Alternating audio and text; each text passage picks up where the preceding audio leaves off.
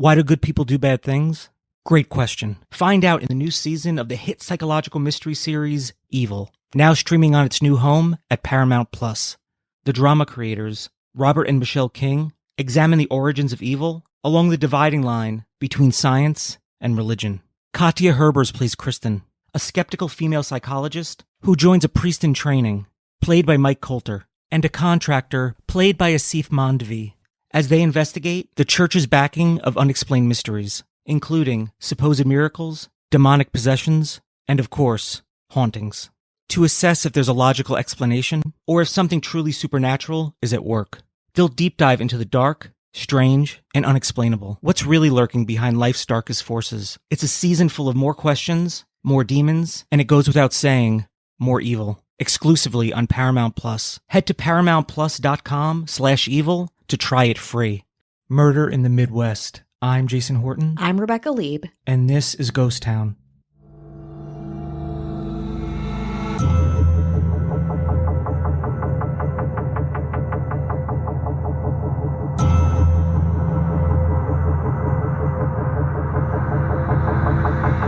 The mid-1800s was a dangerous time to live in the Midwest. I know I always talk about being from there, but we are not talking about Wisconsin today, friends. We are talking about a West that was basically just farmland, dirt roads, the wild, wild West.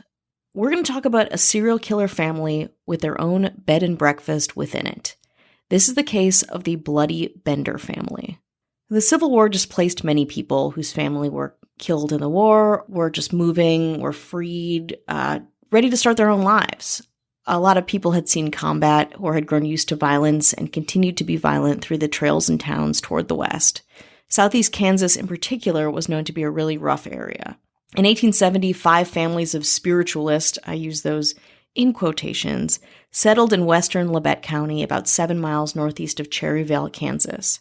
One of these families was the Benders, the father, John Bender Sr., who was 60, his wife, Elmira, 55, their son, John Jr., who was 25, and their daughter, Kate, 23. It was a very close-knit family, cult-like even, and the families in this kind of spiritualist circle chose from several available claims and began to make their homes in the area. John Bender chose a 160-acre section of land, his son a piece right next to it.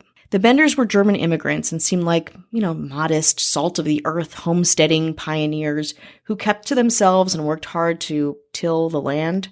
They kept mostly to themselves. They appeared to simply be struggling and working hard to earn a living like the other pioneers in the area.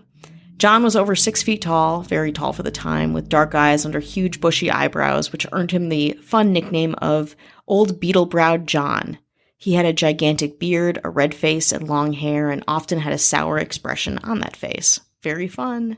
Elvira, or Ma, was large with sinister eyes, so much so that the neighbors began to call her a she-devil. She also claimed to be a medium who could speak with the dead, and boiled herbs and roots used to cast charms or wicked spells. Her husband and son were said to have feared her as she ran the household with an iron hand. Both John and Ma spoke with low, kind of guttural, almost indecipherable German accents. John Bender Jr. was tall, thin, and known to be handsome. He was social but prone to laughing aimlessly, which made people think he was kind of an idiot.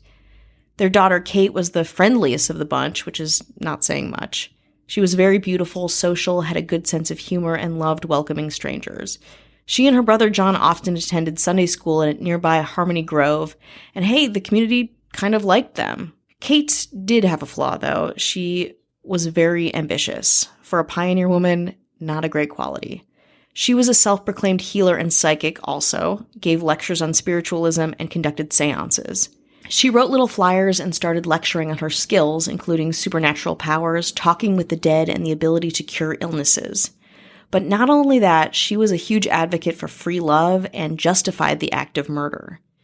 She went after success pretty aggressively for the time, her gender, her age, so much so that, combined with her beauty, intelligence, and unorthodox ideas, began to have people think that she was satanic.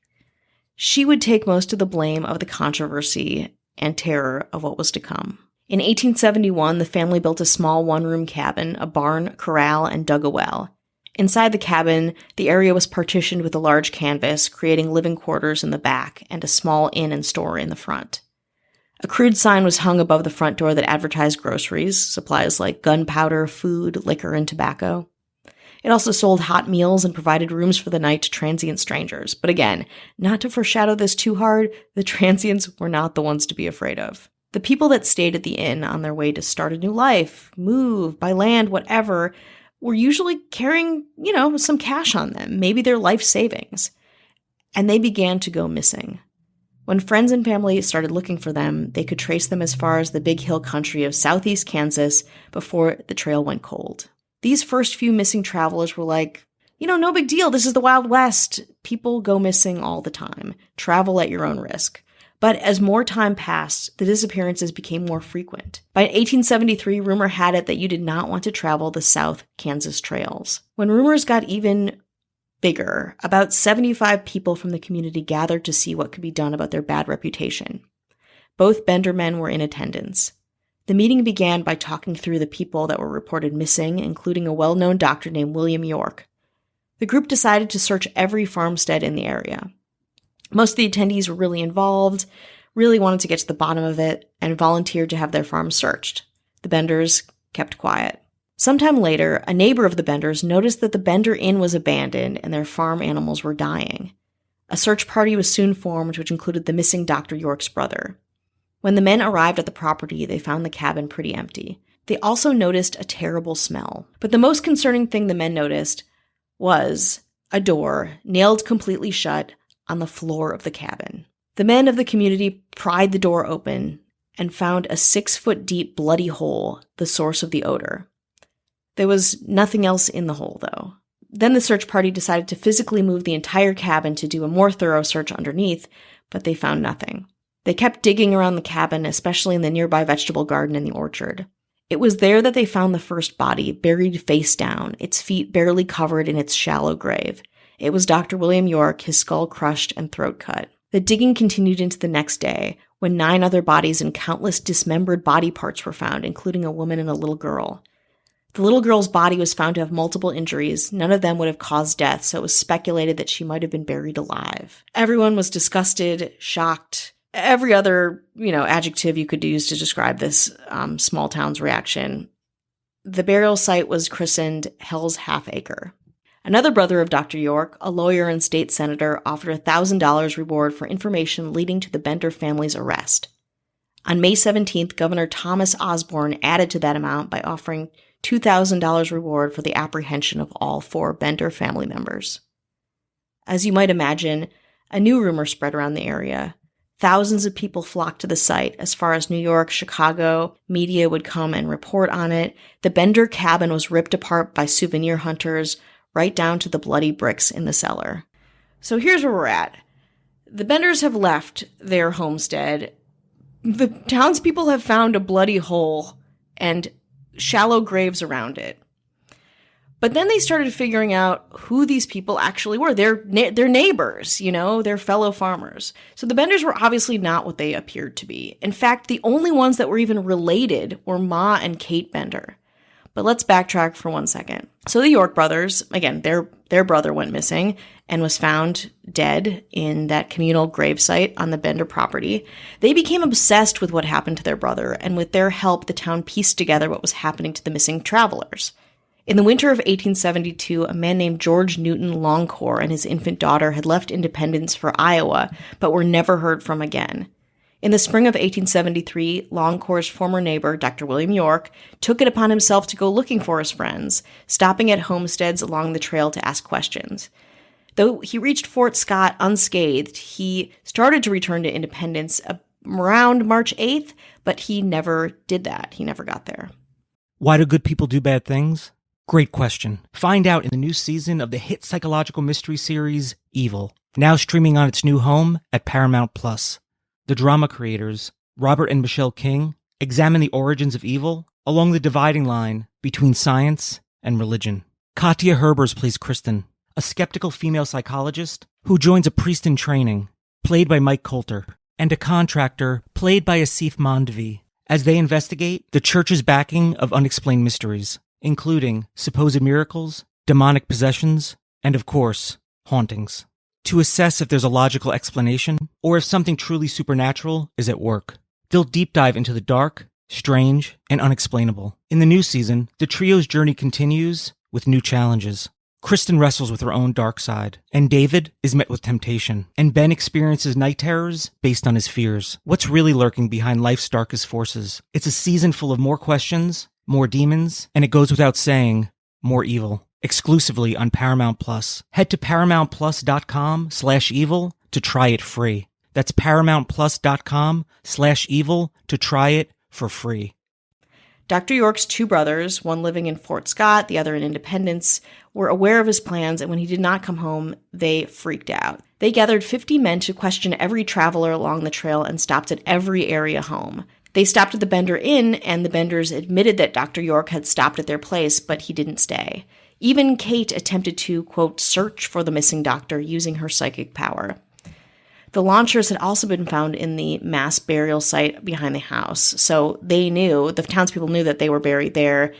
Dr. York was buried there. They knew that more people had stories to tell. As word of the murders spread, more and more travelers came forward to tell their own stories of narrow escape, including a man named William Pickering. When he refused to sit with his back to the canvas because of its disgusting stains, Pickering said that Kate Bender threatened him with a knife, at which point he was like, "You know what, I'm not going to stay here tonight." A Catholic priest said that he too fled when he saw one of the Bender men concealing a large hammer.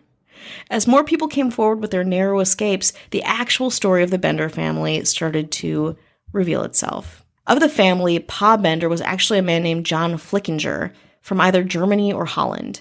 Though he allegedly committed suicide in 1884 in Lake Michigan, others thought that Ma and Kate had eventually murdered him after they had all left because he had fled with all the cash and valuables they had taken from their victims. Ma Bender was born Elmira Meik, M-E-I-K, in the Adirondacks and married as a teenager to a man named George Griffith.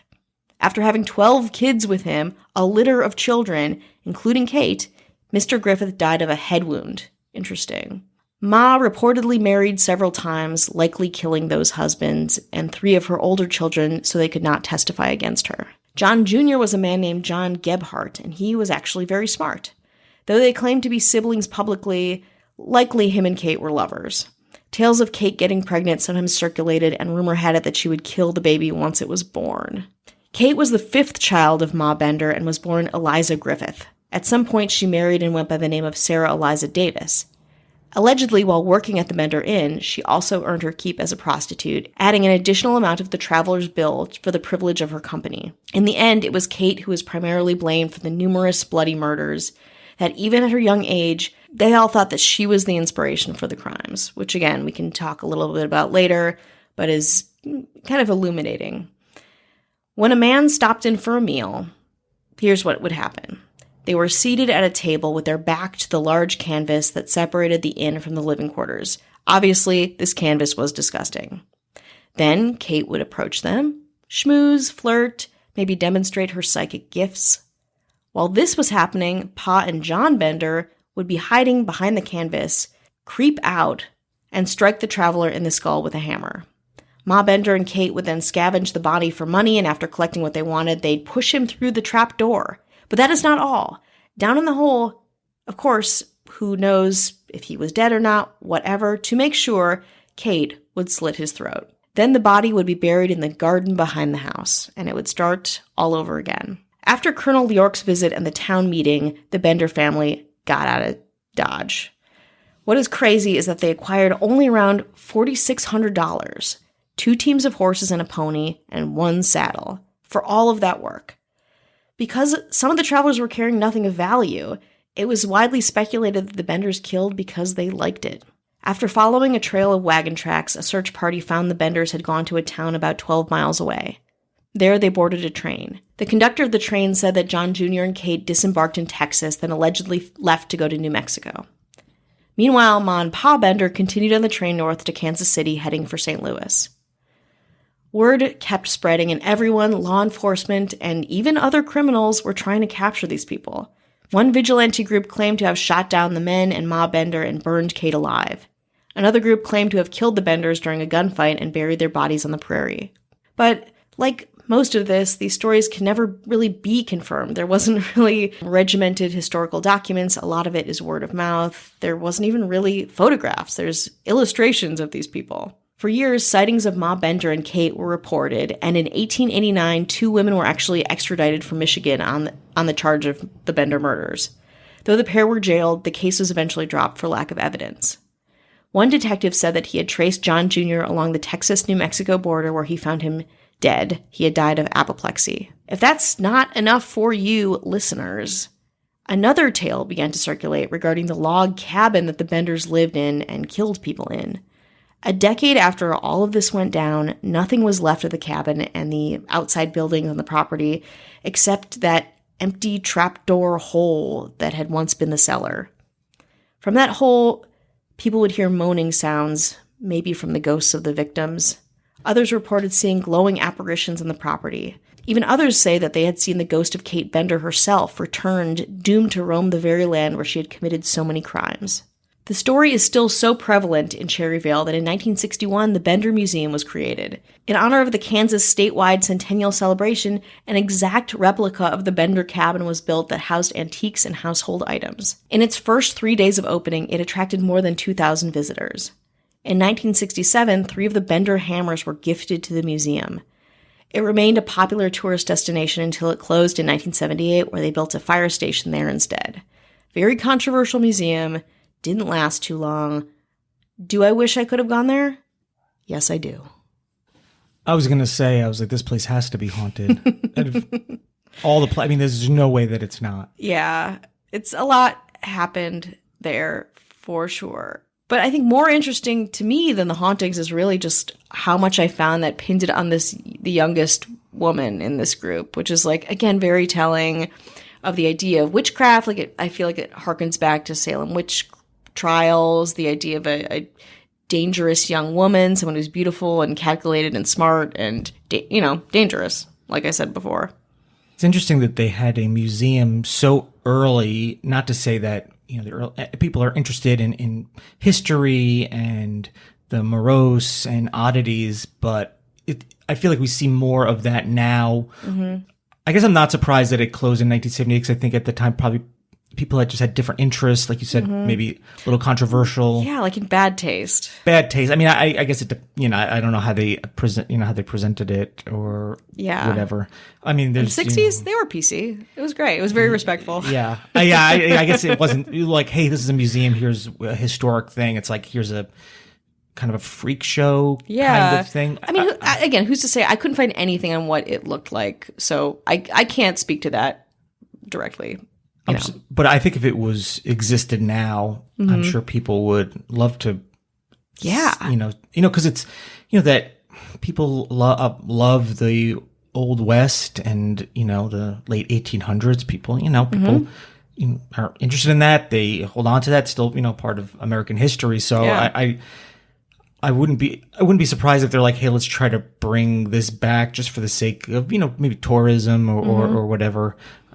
But I think that's interesting that in the early 1960s had something that would be very popular now, whether it's, the Axe House, the Lizzie Borden house and a lot of these places, that are historic, but you gotta have it, survive for a long time. Yeah. To be like, hey, listen, in 50 years, this is going to be hot. Don't tear it down. But it was hot back then too. Yeah. Like people would it got tore down by people who were interested in what happened like months later, which is also very interesting, which goes to show like this is not new, this fascination with the morbid and death and killing and, these traumatic events and sensationalism. But it's interesting that you mentioned the Lizzie Borden house because a lot of people liken this property to that place, even though there's really nothing left. But just the amount of fascination around it and female-led, I guess, like female-fronted. Definitely. Female-fronted kill band.